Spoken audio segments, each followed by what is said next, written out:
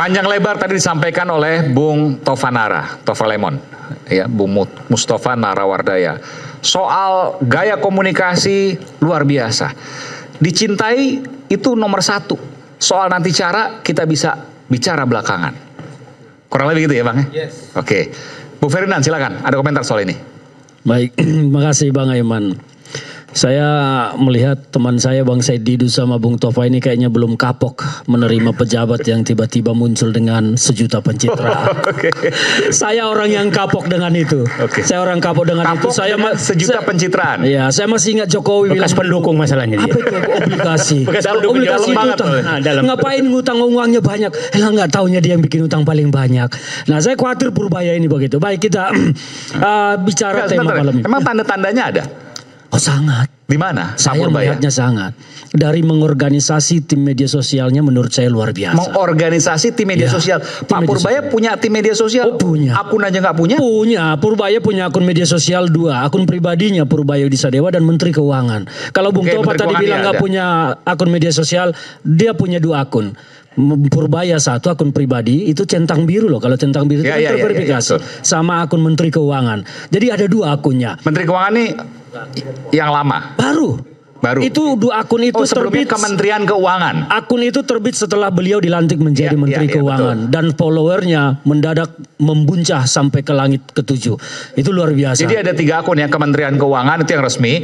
Nah itu yang lama maksud saya. Akun Menteri Keuangan itu Menteri akun Keuangan yang baru. Dan kalau Pak Purbaya sudah lama akunnya. Purbaya itu juga 2 akun ini lahir September 2025 ketika beliau sudah dilantik.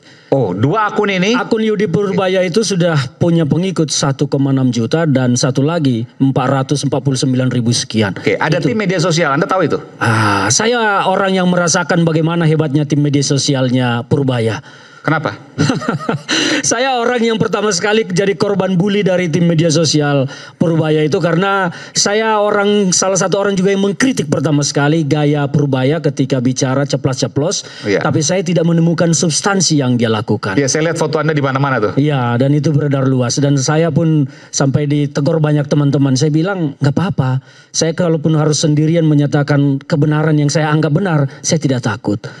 Nah, kalau soal sekarang kita bicara topik malam ini Bang Aiman, ini judulnya luar biasa.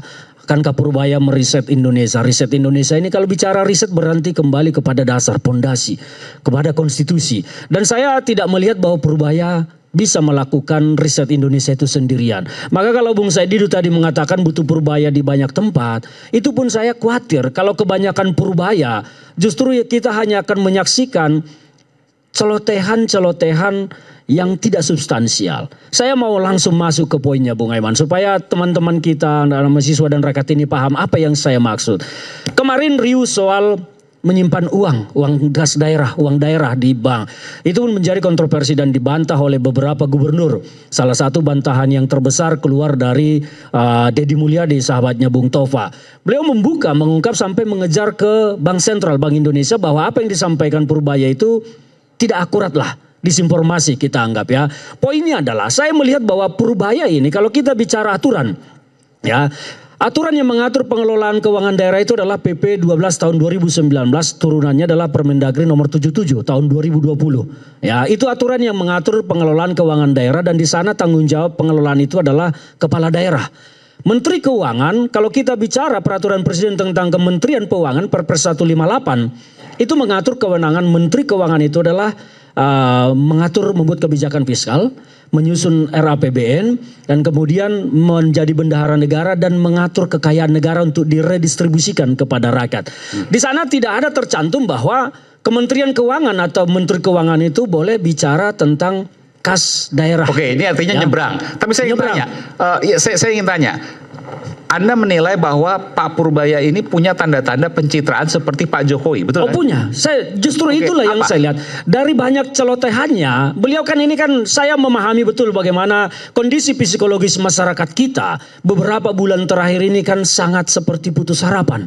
Datanglah Purbaya dengan celotehan-celotehan khas yang dekat dengan telinga rakyat dan itu dimakan oleh rakyat sebagai sebuah harapan. Padahal? Dan pencitraan itu terus berlanjut. Maka saya mau sampaikan tadi salah satunya soal keuangan daerah. Saya mau menantang Purbaya. Berani tidak Purbaya membuat aturan? Karena kalau dia punya kewenangan membuat aturan, berapa lama daerah itu boleh menyimpan uangnya di bank? Anda mau menantang Purbaya. Saya menantang Purbaya di situ. Saya coba panggilkan ini.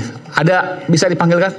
Saya menantang Purbaya di situ karena kan beliau bilang Anda mau menantang ini. Uangnya uangnya didepositokan, dia protes terus ditaruh di giro katanya lebih rugi Bang lagi. Ferdinand. Ya kan? Oh ya. Oke. Ini kita hadirkan langsung. Oke, kita beritahu. Ini gondrong katanya ini AI. Ini Purbaya umur 22. Oke, pinjam ya, Bung Said ya. Jadi Anda mau ditantang sama Bang Fer. Oh nih. Iya, saya boleh lanjutkan dulu sedikit ya supaya tidak terputus. Ya, coba. Karena protesnya Anda dibilang katanya pencitraan aja. Ini bukan Purbaya tapi Parubaya. Parubaya. Boleh saya tuntaskan dulu sedikit supaya tidak misleading nanti pemahamannya. Nanti saya berikan kesempatan. Tapi intinya bahwa pencitraan itu melekat di dalam Pak Purbaya. Ya menurut saya. Mirip Parubaya lah gitu. Ya. Gimana? Ya itu sifat asli manusia ya Pak ya. Karena saya ya begini adanya. Jadi mantap. Tapi biasanya Pak Purbaya ada bodyguard di belakangnya. Ya ini bodyguard saya ada 2 Parubaya. Kenapa bawa bodyguard? Banyak musuh? Ya buat jaga-jaga aja. Karena kan saya dibilang seperti koboi. Jadi saya harus ada bodyguard selalu. Saya terus terang Anda lebih mirip anaknya ketimbang Pak Purbaya. Banyak yang bilang saya mirip Atun katanya. Iya betul katanya. Oke, apa yang Anda mau sampaikan? Silakan.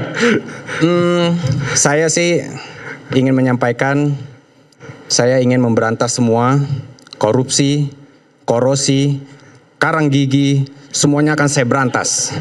Tapi saya ingin tanya, pribadi Anda setuju dengan gaya Pak Purbaya dan Pak Purbaya yakin bahwa Pak Purbaya adalah satrio piningitnya Indonesia?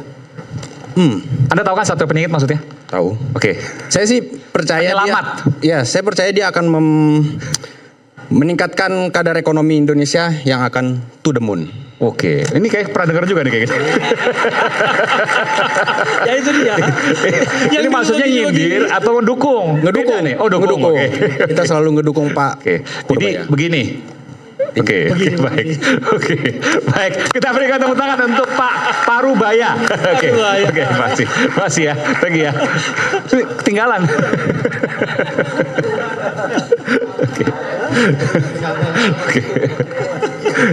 Oke, sekarang kita tepuk tangan. Silakan Pak Ferdinand. Iya, karena Pak Purbaya ini kan pengen anggaran daerah itu segera dibelanjakan, belanja supaya masyarakat merasakan.